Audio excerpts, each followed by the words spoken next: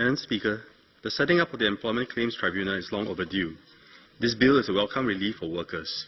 I'm sure there will be many refinements down the road to ensure that workers get paid their rightful salaries. For now, I have a few issues that I would like to put to the Minister to address.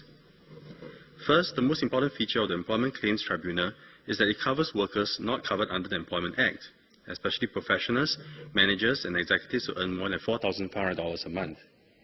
The setting up of the tribunal finally recognizes that compelling PMEs to file their claims with the civil courts can be lengthy and costly, thus discouraging PMEs from pursuing their just compensation and creating the unintended consequences of protecting unscrupulous employers. However, the obstacles faced by PMEs might return in another form with the tribunal. This is the limit on claims amount.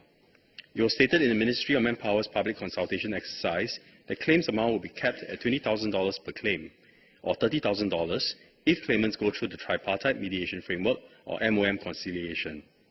I would like to clarify with the Minister if this indeed will be the case. If so, what is the purpose of differentiating the claims limit between the two types of claimants? And why give a higher allowance to claimants going through the Tripartite Mediation Framework, or MOM conciliation, when these claimants have more alternative avenues to resolve their salary-related issues? Secondly, is not the $20,000 cap too low for PMEs, this being less than 5 months of salary for those earning $4,500 a month? Clause 12, subsection 8 gives the government the flexibility to prescribe different classes of employees and employers and different claims limits for different classes of claimants and different circumstances.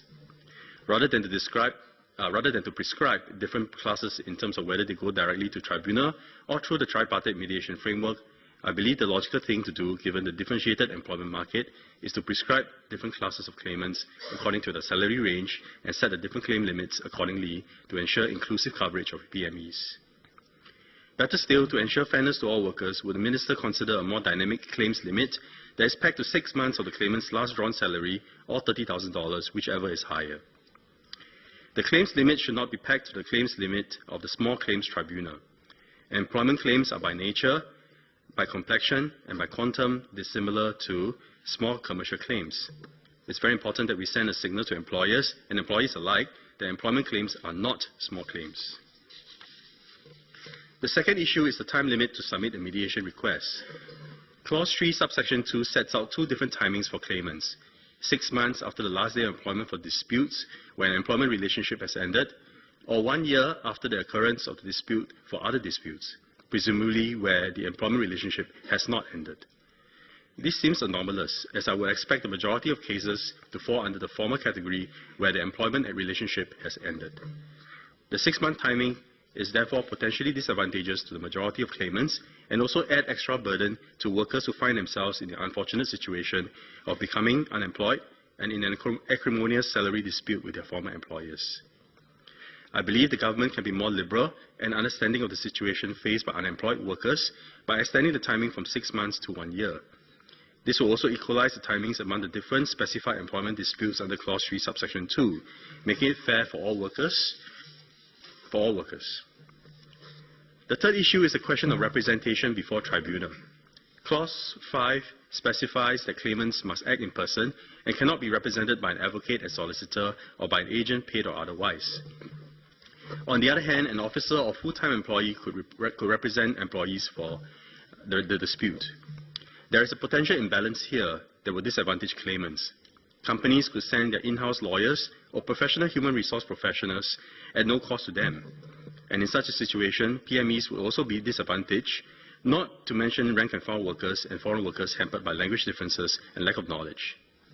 Discretionary powers should be given to the tribunal to allow claimants representation by advocates or agents when it's apparent that the claimants are in a disadvantage. The fourth issue is the question of enforcement. Clause 20, subsection 11 states that a claims order made by the tribunal might be enforced in the same manner as that made by a district court.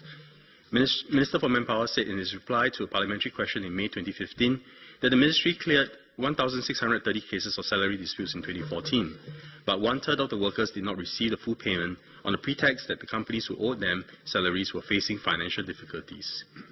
When the ministry investigated further, 80% of the employers who did not make full payment were discovered to be able to make the full payment.